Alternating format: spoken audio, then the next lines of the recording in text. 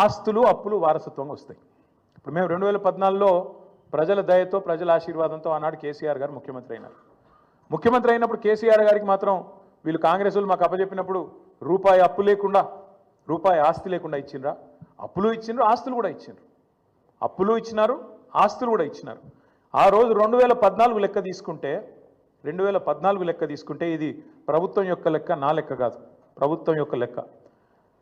2014లో మొత్తం రాష్ట్రం యొక్క ఆదాయం సంవత్సరానికి మొత్తం రెవెన్యూ రిసీట్స్ తీసుకుంటే 51,000 కోట్లు, అంటే నెలకు 4,215 కోట్లు.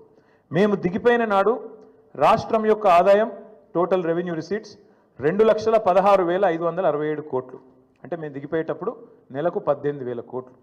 మరి కేసీఆర్ గద్దెనెక్కినాడు నెలకు 4,215 కోట్లు, 253 కోట్లు. కేసీఆర్ గద్దె దిగిపోయినాడు నెలకు 18,000 చిల్లర కోట్లు. మరి పెరగలేదా? రాష్ట్రం యొక్క ఆదాయం పెరగలేదా? మేము పెరిగిన ఆదాయంతో కూడిన రాష్ట్రాన్ని నీకు ఇయ్యలేదా? ఇది వాస్తవం కాదా? 2014-15లో ఆనాడు కేసీఆర్ గారు ముఖ్యమంత్రి అయిన రాజు మీరు కాంగ్రెస్ వాళ్ళు మాకు ఇచ్చినప్పుడు రాష్ట్రం యొక్క సర్ప్లస్ ఎంత అంటే 369 కోట్లు. రెవెన్యూ సర్ప్లస్ ఆనాడు 369 కోట్లు. మేము దిగిపోయినాడు 2023-24లో మీకు అప్పచెప్పినాడు మళ్ళీ 4,882 కోట్లు.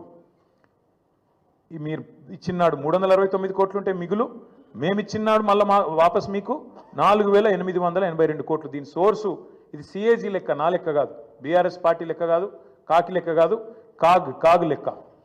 అట్లే అప్పులు తీసుకుంటే అప్పుల గురించి కూడా చెప్తా. మళ్ళా అప్పులు తీసుకున్నా ఆ రోజుకి ఈ రోజుకి మొత్తం లెక్క వివరంగా చెప్తా. అట్లే ఇంకా ఎంత కడుతున్నారు, మిత్తి ఎంత కడుతున్నారు, ఏదెంత కడుతున్నారు, ఇవన్నీ ఒక్క నిమిషం మర్చిపోతే వాస్తవం ఏంటంటే ఇది నేను 2020లో బయట పెట్టిన లెక్క. 2020లో ఆనాడు మంత్రిగా నేను తెలంగాణ అనే ఒక రాష్ట్రం భారతదేశాన్ని సాదుతున్న రాష్ట్రాల్లో ఒకటి, జాతి నిర్మాణానికి దోహదపడుతున్న రాష్ట్రాల్లో ఒకటి.